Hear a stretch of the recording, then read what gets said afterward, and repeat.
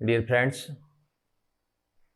मैं आपका दोस्त मनीष कौशल आज आपके लिए एसएससी सीजीएल सीपीयू 10+2 एमटीएस और एसएससी की एग्ज़ाम जो सेंट्रल गवर्नमेंट की होती हैं उसमें अपना जो सब्जेक्ट है रीजनिंग उसके विषय के बारे में चर्चा करेंगे। क्या वेटेज रहता है, पीछे पीवाईक्यू में क्या किस प्रकार के पैटर्न के क्वेश्चंस आए हैं और उसी के समाधान के लिए कि हम 25/25 क्वेश्चंस कैसे सही कर सकते हैं उस विषय में चर्चा करेंगे। और उसी में से हम एक टॉपिक्स का अध्ययन करेंगे और सारे जो टॉपिक्स हैं वर्बल और नॉन वर्बल जो अपनी एसएससी फॉलो कर रही है, जो आगामी पैटर्न है वो किस प्रकार का रह सकता है या किस प्रकार के पैटर्न में बदलाव हुए हैं 2024 की एग्जाम में, चाहे आप सीजीएल माने, चाहे सीपीयू माने, एमटीएस माने या एसएससी सब में कुछ न कुछ बदलाव देखने को मिला है। एसएससी ने अपना प्रॉपर ट्रैक छोड़ के जो क्वेश्चन का फॉर्मेट है वो भी चेंज किया है, अर्थात सारे जो सेगमेंट है उसमें धीरे धीरे बदलाव हुए हैं, पैटर्न्स में बदलाव हुए हैं, उस विषय के ऊपर चर्चा करेंगे। साथ ही अपने जो सब्जेक्ट है उसका वेटेज राजस्थान गवर्नमेंट की एग्जाम है, पीसीएस है या पटवारी एग्जाम है, उनमें भी रहना है। सिमिलर टॉपिक है और सिमिलर टॉपिक के जो क्वेश्चंस पैटर्न हैं उनका तरीके हैं वो भी सिमिलर है और कई बार चेंज फॉर्मेट का क्वेश्चंस रहते हैं। हम उन सब के बारे में चर्चा करेंगे। आज आपके लिए SSC CGL CPU MTS CHSL और एसएससी और आगामी बढ़ती दिल्ली पुलिस में जो रीजनिंग का अपना कंटेंट आएगा उसके विषय पर चर्चा करेंगे। और ये चर्चा आपके 2000 से लेकर 2024 तक जो भी पीवाईक्यू आए हैं उसके आधार पर और आगामी एग्जाम का पैटर्न क्या रह सकता है उसके आधार पर हम चर्चा करेंगे। अपने रीजनिंग के सिलेबस में क्या क्या टॉपिक्स हैं उनके ऊपर चर्चा करेंगे, वर्बल भी है, नॉन वर्बल भी है। और अभी 2024 में देखने को मिला कि एसएससी अपना पैटर्न है वो चेंज कर रही है। चेंज पैटर्न में क्या क्या बदलाव हुए हैं, क्वेश्चन में क्या बदलाव हुए हैं, उनके बारे में भी चर्चा करेंगे। हम देखते हैं कि लगातार जो फॉर्मेट है एक ही फॉर्मेट से हटकर आप चाहे नंबर सीरीज माने, चाहे अल्फाबेटिक ऑर्डर माने, चाहे कोडिंग डिकोडिंग माने, सबके क्वेश्चनों में धीरे धीरे एग्जाम के पैटर्न ऑफ व्यू से बदलाव होता जा रहा है। आज हम थोड़ी पहले सिलेबस की चर्चा करते हैं कि आपने जो सिलेबस में मैटर दिया हुआ है उसमें आपके पास क्या क्या देखने को मिलेगा। उसी के ऊपर अपने पास में जो कंटेंट्स हैं या जिनकी चर्चा की जाए कि अपने पास आपके एसएससी 10+2 की एग्जाम में या ये कह दें कि दिल्ली पुलिस की एग्जाम में आपको कौन कौन से कंटेंट्स जनरली देखने को मिलेंगे या रीजनिंग के जो टॉपिक्स हैं वो कौन कौन से देखने को मिलेंगे। हमारे पास में जो वर्बल और नॉन वर्बल के टॉपिक्स हैं उसमें कोडिंग और डिकोडिंग जो पहला टॉपिक आपके पास में आता है, उस कोडिंग और डिकोडिंग के अंदर अपने पास यहाँ पर ये अल्फाबेटिक प्रोसेस का है।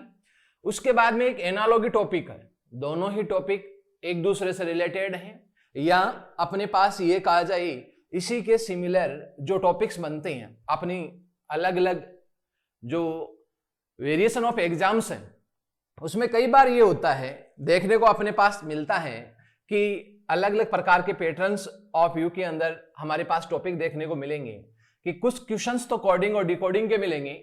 जहां पर जनरली बात करें कि किसी भी एग्जाम के अंदर आप एसएससी का पैटर्न देखते हो तो आपको 2 क्वेश्चन देखने को मिलते हैं। यदि आप एनालॉगी की बात कर रहे हो तो वहां पर जहां पर 2024 में सेगमेंट्स चेंज हुए हैं वहां पर आपको 3 क्वेश्चन भी देखने को मिलेंगे। अल्फाबेटिक ऑर्डर जो 2024 की एग्जाम ने एसएससी ने अपने पैटर्न से एक नया क्वेश्चन ऐड किया वह भी आपको नई आगामी भर्ती में देखने को मिल सकता है। उसी के ऊपर हम टॉपिक्स में से एक टॉपिक लेकर उसकी आज चर्चा करेंगे। और ब्लड रिलेशन का क्वेश्चंस है जो लगातार एसएससी ने 2024 में फॉलो किया था।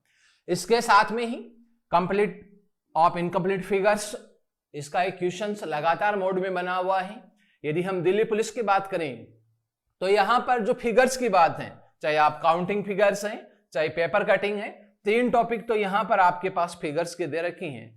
इन 3 टॉपिकों में से जनरली जो वेरिएशन बनता है वो 4 क्वेश्चनों का वेरिएशन बनता है और 4 क्वेश्चन आपकी नॉन वर्बल के आने का मतलब है कि मेरिट के पास में जाने का बहुत शानदार तरीका है। बहुत सीधा सा कंटेंट आपके पास में, इजी क्वेश्चंस आते हैं, थोड़ा सा पॉइंट ऑफ व्यू अपने माइंड की थिंकिंग के आधार पर आप क्वेश्चनों को सही कर सकते हैं।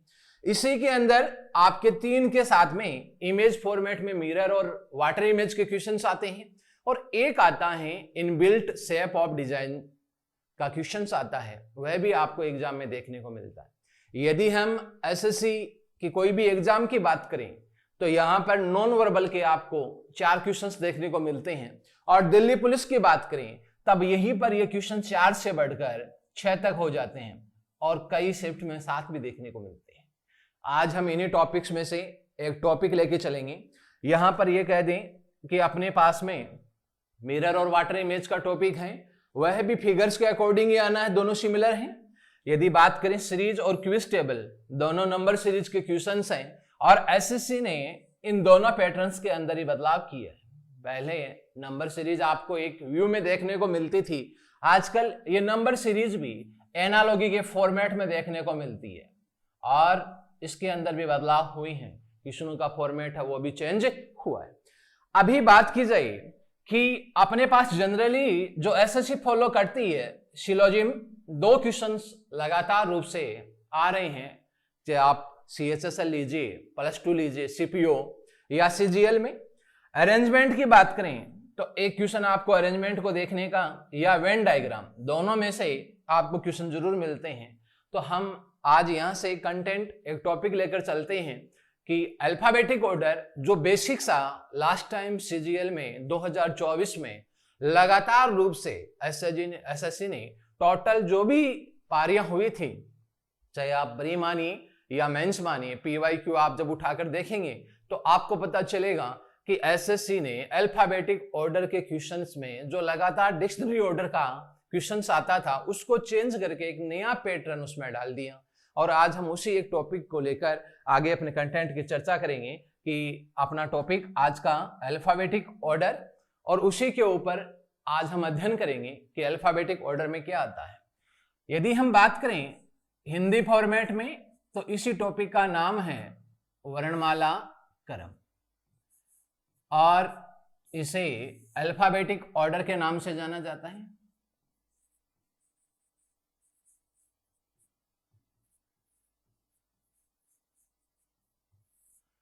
इस अल्फाबेटिक ऑर्डर में अपने पास में जो मैटर आपको देखने को मिलेगा वह क्या है वो देखिए। सामान्यतः यदि अल्फाबेटिक ऑर्डर सीरीज की बात की जाए तो सीरीज ए से स्टार्ट होती है और फॉरवर्ड किससे होती है, जेड की ओर। यदि अल्फाबेट्स की बात की जाए तो ए से प्रारंभ होकर जेड की ओर समाप्त होता है। हम इसे प्रारंभ कह सकते हैं और इसे समाप्त कह सकते हैं, परंतु अपनी रीजनिंग के हिसाब से ये प्रारंभ और समाप्ति न होकर ये जो ए है, किसी भी पर्सन है, यहां पर यदि कोई एक व्यक्ति है और इस व्यक्ति के 2 पार्ट हैं, यहां हमने मान लिया कि यहां पर कोई पर्सन है, इस पर्सन के 2 पार्ट हैं। जनरली माय डियर फ्रेंड्स समस्या होती है लेफ्ट से राइट की। कई बार हम कंटेंट पूरा हो जाता है उसके बाद पता चलता है कि लेफ्ट किधर है, बायां किधर है, दायां किधर है, परंतु ये सारा कॉम्बिनेशन ऑफ मीडियम्स के अनुसार होता है कि इंग्लिश मीडियम का स्टूडेंट्स है, यदि उसको बायां लिखा हुआ आ गया तो समस्या होती है, परंतु हिंदी मीडियम का स्टूडेंट है उसको यदि इंग्लिश में कन्वर्ट किया हुआ है तब उसकी भी समस्या होती। तो दोनों व्यू में देखना है हमें कि यदि हमारे पास में व्यक्ति है, इस व्यक्ति के 2 साइड्स होती हैं, वन साइड्स बी लेफ्ट बायां भाग है और सेकंड राइट साइड है दायां भाग है। ये दोनों जो पार्ट्स हैं बायां या दायां। अब अल्फाबेटिक जो आपके पास दिया हुआ है इसके भी 2 पार्ट ही हैं। ये जो भाग बना हुआ है ये बायां है और इधर ये जो भाग बना हुआ है ये दाएं है। अल्फाबेटिक के पार्ट कितने हैं, 2। यदि हम ए की बात करें, ए की पोजीशन क्या है, बाईं, और जेड की बात करें, जेड की पोजीशन क्या है, दाईं। अब जनरली तो ये चीज अपने पास में एक देखने को मिली कि अल्फाबेट ए से लेकर कहां तक होता है, जेड तक होता है, और इस ए से जेड के सेगमेंट में ए है वह बायां है और जेड है वह दायां है। अब यहां पर अपने पास में हम लेफ्ट से राइट की ओर मूव करें या राइट से लेफ्ट की ओर मूव करें, यदि हमें बाएं से दाएं चलना है या दाएं से बाएं चलना है, आपको किस ओर चलना है। अब यदि ए की अल्फाबेट में पोजीशन करें तो फर्स्ट पोजीशन होती है, और जेड की यदि पोजीशन करें तो 26 पोजीशन होती है। दोनों में डिफरेंस है, एक फर्स्ट पोजीशन पे है, एक 26 पोजीशन पे है। अब फर्स्ट किधर से है, 26 पोजीशन किधर से। देखिए हम इसकी जब बात करते हैं कि अलग अलग फॉर्मेट्स में इसका जब सेगमेंट बनेगा तो फर्स्ट किधर से आएगा और 26 किधर से आएगा। अब हम इसकी चर्चा करते हैं तो देखिए अपने पास में अलग फॉर्मेट बनेगा तो उसके अंदर क्या है कि ए अपने पास में है, जब हम अल्फाबेट में जेड की ओर मूव करते हैं तो ए की पोजीशन है वो तो है बाएं लेफ्ट साइड में, और जेड की पोजीशन है वो है दाएं राइट साइड। यदि हम सामान्य रूप से अल्फाबेटिक ऑर्डर की बात करें तो ए है, इसकी पोजीशन आती है फर्स्ट लेफ्ट से, और ये है लेफ्ट से 26 पोजीशन। ये तो जनरली जो अल्फाबेट लिखा जाता है उसमें।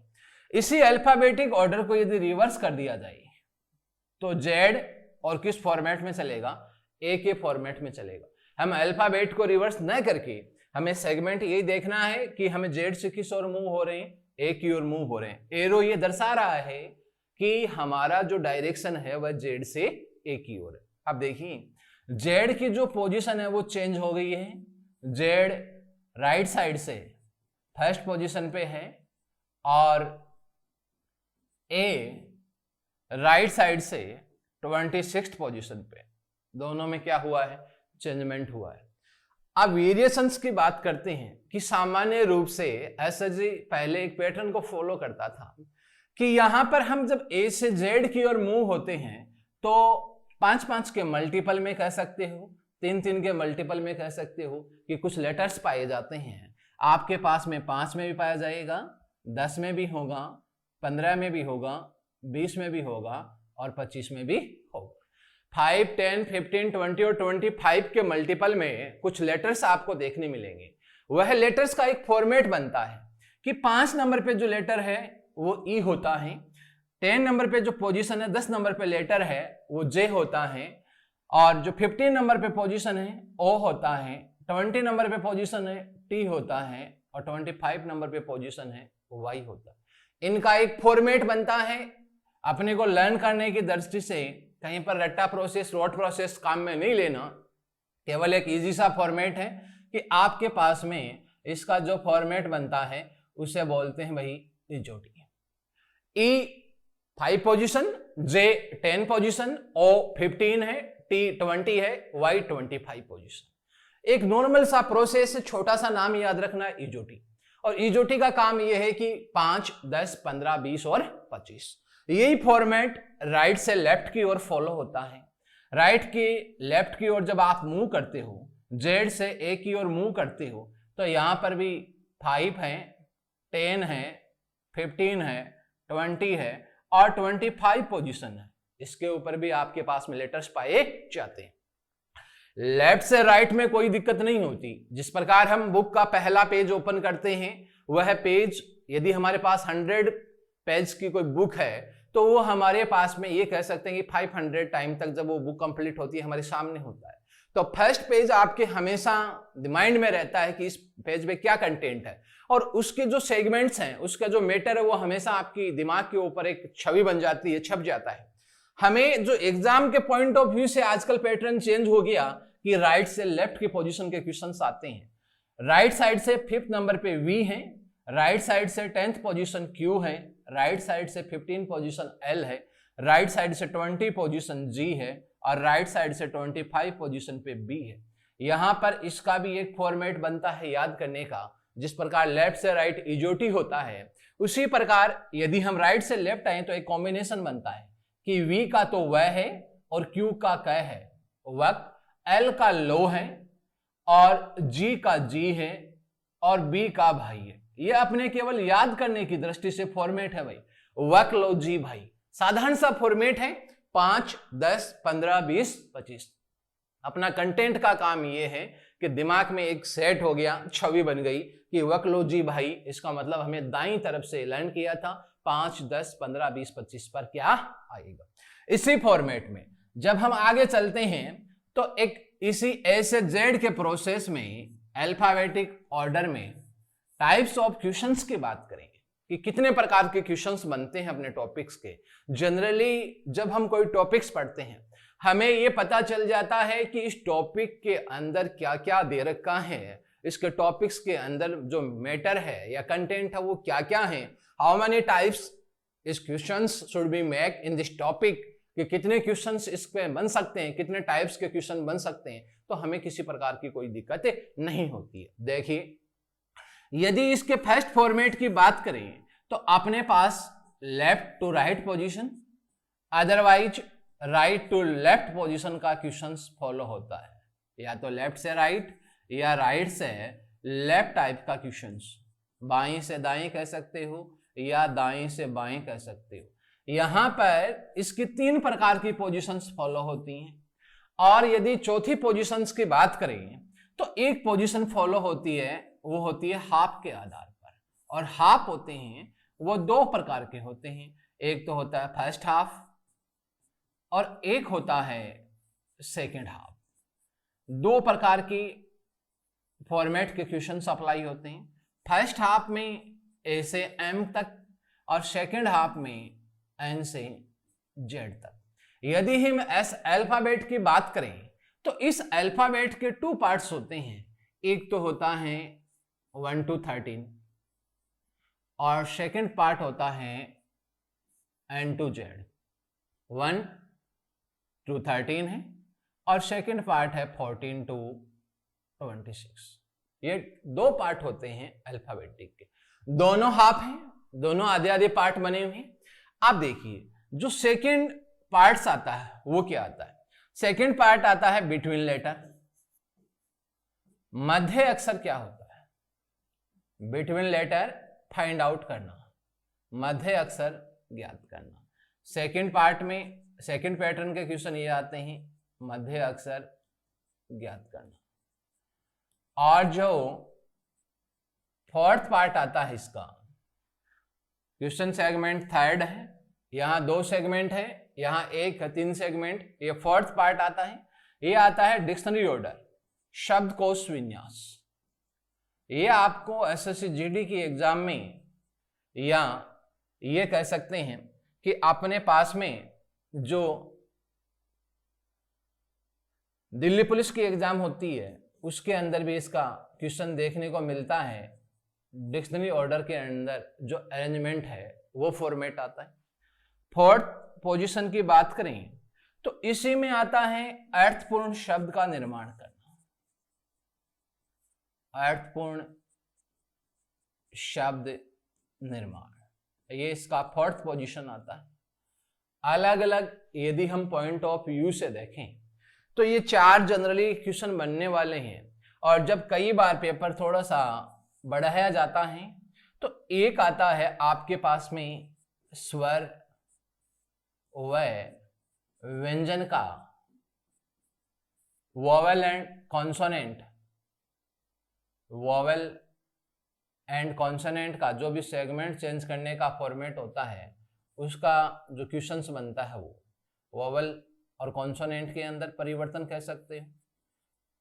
5th पैटर्न और लास्ट पैटर्न जो 6th पैटर्न आता है वो आता है सीरीज का, श्रृंखला का। आपके पास में एक वीवर्ड श्रृंखला दी हुई होती है, उस श्रृंखला में से क्वेश्चन पूछा जाता है। तो जनरली अपने पास में ये क्वेश्चंस अल्फाबेटिक ऑर्डर्स के देखने को मिलते हैं, अलग अलग फॉर्मेट में क्वेश्चंस आते हैं। लेफ्ट से राइट की पोजीशन क्या होती है, राइट से लेफ्ट की पोजीशन क्या होती है, ये आपको देखने को मिलती है।